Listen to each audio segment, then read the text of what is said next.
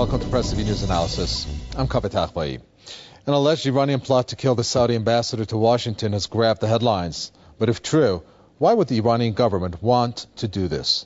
U.S. officials have so far presented relatively scarce evidence, which may be followed by sanctions. Well, in this edition of the News Analysis, we will discuss the motives that the U.S. has to make this allegation and whether this may be a move by the U.S. to divert attention from its own domestic problems, like its nationwide protest movements, amongst others. Well, let me introduce our guests. We have Middle East expert Christopher Walker joining us from London, American philosopher and professor emeritus at the University of Minnesota, James H. Fetzer, who joins us from Madison, and former CIA officer and executive director of Council for the National Interest, Philip Giraldi, joining us from Washington. We also have a professor of the University of Tehran, Professor Mohammad Marandi, who joins us from Beirut. Well, gentlemen, thank you all. Let me go first to you, Professor Marandi. What would Iran gain from the alleged plot, especially at this juncture of time? You have the Middle East region in which it's witnessing popular revolutions, toppling U.S. allies. Well, I think that's the whole point. Iran would gain absolutely nothing. The only country that really gains out of this is the United States by making these accusations. The Iranians, first of all, they've had 32 years of a difficult relationship with the Saudis, but has existed. But never, even during the war when Saudi Arabia and the United States and the Europeans supported Saddam Hussein, gave him weapons of mass destruction to use against Iranians, never did the Iranians even attack a single Saudi anywhere in the world. On the other hand, let's assume that the Saudi diplomat was a target. Why him? He's not a high-ranking Saudi prince. There are many more important than him. And why in the United States, in D.C., where security is higher than most other parts of the world? There are many ways to attack more important targets, if anyone wanted to do so, in the Middle East, including Saudi targets, which would be much more easy and create a much smaller reaction. So it's obvious that the Iranians were not behind this because A, the Iranians have no motive, B, it would be completely irrational. And then there's the third element about the story itself, which we'll discuss later, I'm sure. Okay, yes, we're going to discuss obviously many alleged facts on this. Let me bring you in, Christopher Walker. You just had Professor Marandi pretty much set up the scenario here. Tell us what you think. What would Iran have to gain? No, it's very, very hard to see. This whole alleged plot has the smell of a sort of B movie in it. The fact that it was supposed to employ Mexican drug runners, that there haven't been any explosive discovered, and I totally agree with your previous contributor that if, for some reason or other, far-fetched as it may seem, that the Iranians had wanted to target a Saudi target, they certainly wouldn't pick probably the most secure capital in the world and one of the lesser well-known Saudi members of the connection with the royal family. They could pick a far easier target in a far softer place. So this all looks to me, I'm afraid I'm a bit of a conspiracy theorist when it comes to elections in the States, and this just happens to have been announced as President Obama's personal ratings dropped to their lowest point ever, and it's been shown that any Republican, it doesn't matter who, they haven't chosen a leader of the Republican Party yet, could and would be likely to beat him. So what better way to clear the headlines and get rid of the bad news that all these demonstrators are taking to the streets all over America about the corporate government than to have a bit of saber rattling against those hated enemies, the Iranians, and sort of put something up in the air that really hardly qualifies with the name of a balloon. I mean, it's just, I haven't heard anybody who believes a word of it. Well, that's the whole thing, too, isn't it? That many people are not believing this. I mean, even the U.S. media, the Washington Post even has doubted the story and cited its own evidence. But let's move into some of those facts that perhaps remain very doubtful in terms of the credibility of this. And I'd like to refer to Justin Raimondo, who's the editorial director of the website antiwar.com. Which he says, how is it that these two Iranians just happened to meet up with a Mexican drug cartel assassin who just happened to be a longtime DEA informant? I mean, is there any response to this question that's posed by this editorial director, James Fetzer? Everything that's been said so far is completely accurate. We appear to be witnessing the resurrection of Operation Northwoods, in which American operatives would commit crimes like assassinations and bombings and blame them on Fidel Castro in order to justify an attack on Cuba. Hillary Clinton has said that this idea of contacting a Mexican crime syndicate killer to bring this about is so unbelievable no one could make it up. But the fact is, it's a transparently fabricated event. Not only does Iran have no motive whatsoever, but if Iran were to perpetrate such an act, it would do so in a stealthy manner. It wouldn't rely on someone like a drug killer whose confidence could not be assured. Besides, he's in Mexico. This is supposed to take place in Washington. And the reasons appear to be very obvious. Number one, to distract from the public uprisings. But number two, the Attorney General, Eric Holder, has been on the hot seat because of his blunders in relation to Fast and Furious, where the United States wound up giving large quantities of military weapons to these very drug lords. And then in the third place, of course, it exacerbates tension in the Middle East, which means that this is being promoted by the allies of Israel in the United States, the neocons. The situation is completely ridiculous, and no one who knows anything about intelligence matters would take it seriously. Well, let's bring in Philip Giraldi here. Philip Giraldi, again, we need to expand on the allegations and the details behind it. Let's assume that the Iranians really were plotting to kill the Saudi ambassador on American soil. I mean, would they contract it out to the Mexican mafia, send all kinds of, traceable money wires from Iran to the U.S. and not care if they killed 100 Americans in the process of achieving this goal? I mean, Philip Giraldi, give us your impression as a former CIA officer about the circumstances that have arisen and presented to us by the Americans. Well, I mean, first of all, I agree with all the previous speakers that Iran had absolutely no motive for carrying this out.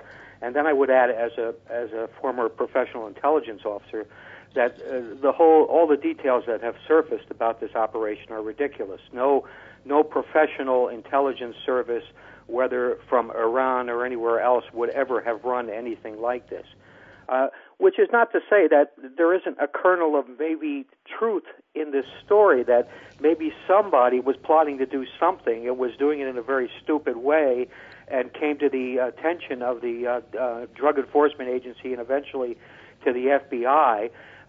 We have like a missing chapter here, which is the past 9 months, during which period the DEA informant clearly was in contact with one of these gentlemen, and we don't know to what extent the situation was manipulated by him to turn what may have started out as nothing and turned it into a case that could be exploited by the government to make its case that it's being tough on terrorism. So there are a lot of little stories here, and there are a lot of things we don't know yet.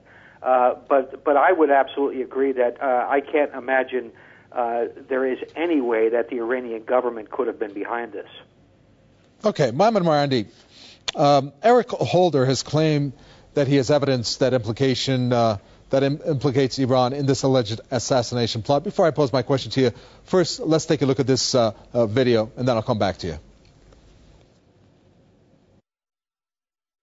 My second purpose today is to provide you with additional information, to share with you what the United States knows about Iraq's weapons of mass destruction, as well as Iraq's involvement in terrorism, which is also the subject of Resolution 1441 and other earlier resolutions. I might add at this point that we are providing all relevant information we can to the inspection teams for them to do their work. The material I will present to you comes from a variety of sources. Some are U.S. sources and some are those of other countries. Or knew then what we know today, that there were no weapons of mass destruction, I would have had nothing to take to the United Nations. The National Intelligence Estimate, which was the basis of my presentation, and, by the way, was the basis of the information that was given to the Congress that caused them to vote a resolution of support 4 months before my UN presentation. We rested our case on the existence of weapons of mass destruction that were a threat to us and could be given to terrorists, making it another kind of threat to us. I think without that weapons of mass destruction case, the justification would not have been there, even though Hussein was a terrible person. Human rights abuses abounded. He was cheating on the UN oil for food program. Well, there you have it. The former U.S. Secretary of State, Colin Powell, Professor Marandi in 2003, and then in 2007. In 2003, he was making the case for the war against Iraq with too much emphasis on the U.S. intelligence. And then 4 years later, when he repudiated the same intelligence, well, that only brings about one conclusion, and that is, can the intelligence the U.S. says be trusted anymore? Well, I think you should also add that even at that time, public opinion did not believe the United States. People knew the truth, and that's why millions of people were rallying in London and throughout the world, really. People were completely opposed to the war. No one believed the evidence. They knew that the United States and the UK were fabricating this information. Before I begin a brief discussion about the case itself, I just want to point out that I agree with what your previous guests, a couple of them, said about the United States really having serious trouble at home and abroad, and it's basically trying to distract attention away from its own problems. But let's look at the story itself. First of all, this Iranian allegedly speaks to a hitman in Mexico and tells him that I have a cousin who's a general, an important general in Iran. Why in the world would a person who wishes to carry out such an attack give such information to a hitman, to a mercenary? That is utterly implausible to believe. On the other hand, later on when he speaks, when he's in custody, he allegedly again speaks to his cousin, who is this general and a commander, on the phone, and his general tells him to carry out the alleged assassination. Would a general, would a senior commanding officer say such a thing on a phone, on an international line, to the United States? It's again completely implausible.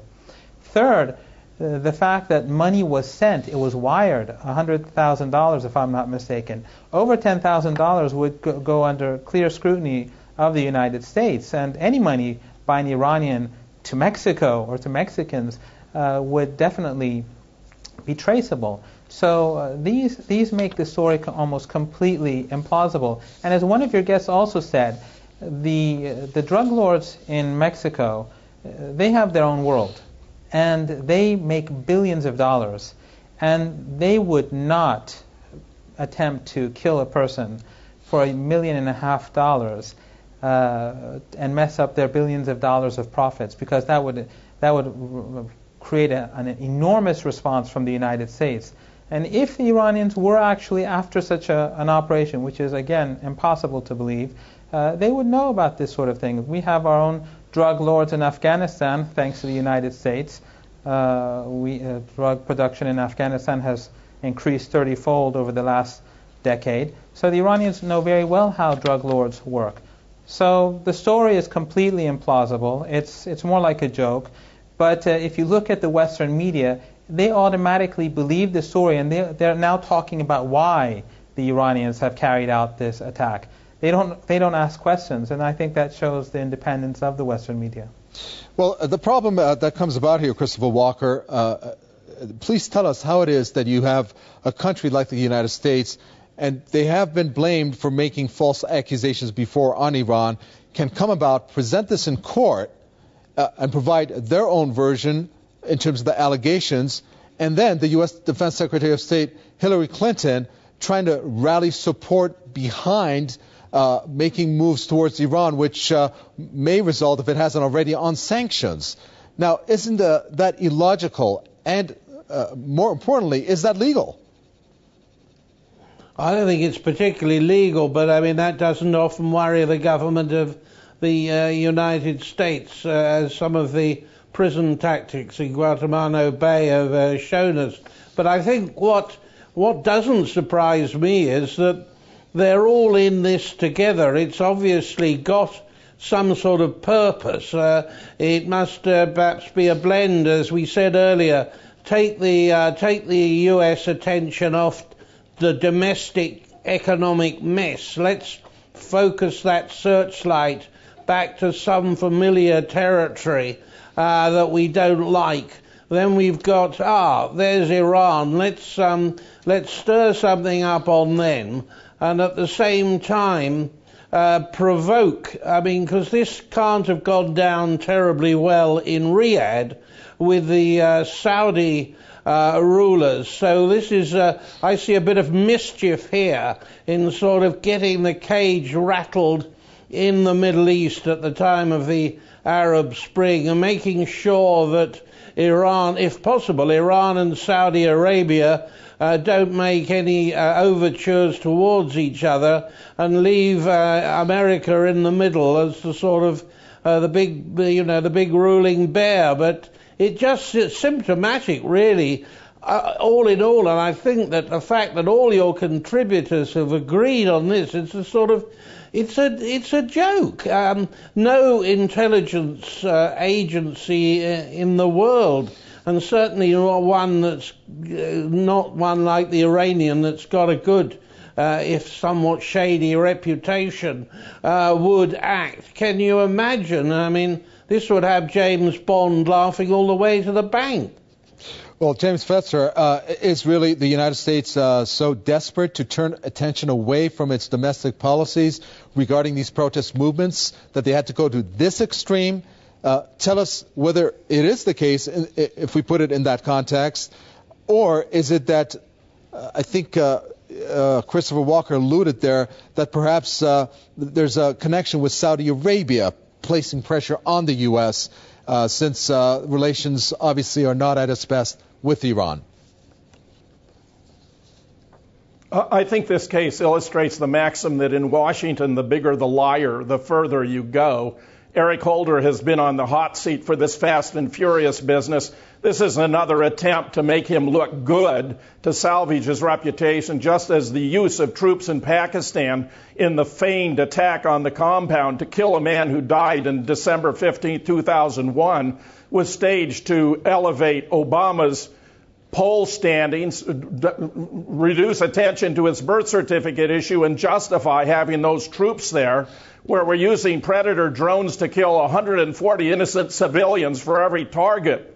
It's embarrassing to say, but listening to Colin Powell, I'm reminded not only did we find no weapons of mass destruction, but even George Bush himself would eventually admit Saddam Hussein had nothing to do with 9/11. In independent investigations by the Pentagon and the Senate established that Iraq had not been in collusion with al-Qaeda, and even our own FBI would eventually admit that they had no hard evidence that it tied Osama bin Laden to 9/11. I'm sorry to say that this kind of fakery and pseudo investigation is disgracing the United States, and if Hillary Clinton and Joe Biden and Barack Obama are standing behind it, then they are going to be candidates to replace the three stooges. Philip Giraldi, ultimately, let's look at this. As far as the U.S. using this as a pretext to eventually attack Iran, let's look at some of the posturing. First, the Pentagon, after the news broke out, came out in the past few hours and said, well, this needs a diplomatic, not a military response. And then on the other hand, you had the Secretary of State Hillary Clinton talk about Iran needs to be more isolated. But in particular, chances of U.S. attacking Iran, what do you think? I think they're very low if the United States is the one making the decision. But if Israel were to stage an attack, then I think it's inevitable the United States would get drawn in. But I think there's something everybody's missing here. Leon Panetta was in Israel last week, and I think it's generally accepted that Panetta warned the Israelis that the Obama administration does not want Israel to unilaterally attack Iran. And every time the Secretary of State or Secretary of Defense goes to Israel and gives them a warning about something, you usually see within a few days something happening to basically tell the Israelis, but we're still on your side. I rather suspect the timing of this whole thing is going back to the Israelis to make a case to put more pressure on Iran. And I think that's the quid pro quo that we're seeing here. Don't attack Iran, but we're going to put more pressure on them, and we have this story in the pipeline that will enable us to do that. So I'm just speculating on that. I have no specific information on it, but I think it's something worth thinking about because you see this pattern repeated over and over again. And certainly the Israelis, of all the players in this thing that we're talking about, are the only ones that really have a strong desire to go to war with Iran. I don't think anyone else, even the United States, has any serious desire in that direction. So I think this is something we should be thinking about. Okay, unfortunately, so much more to discuss, but we've ran out of time. Thank you very much. That's Philip Giraldi, former CIA officer, with the statements. Thank you so much from Washington. Also, I'd like to thank Professor of University of Tehran, Mohammad Marandi, who joined us from Beirut, Middle East expert Christopher Walker. Thank you. He gave us the statements from London, an American philosopher and professor of emeritus at the University of Minnesota, Duluth, James H. Fetzer from Madison. And, of course, you from watching, don't forget to send us any questions or emails. Newsroom@presstv.ir is our address. From me, Fetzer, and the entire team, it's goodbye.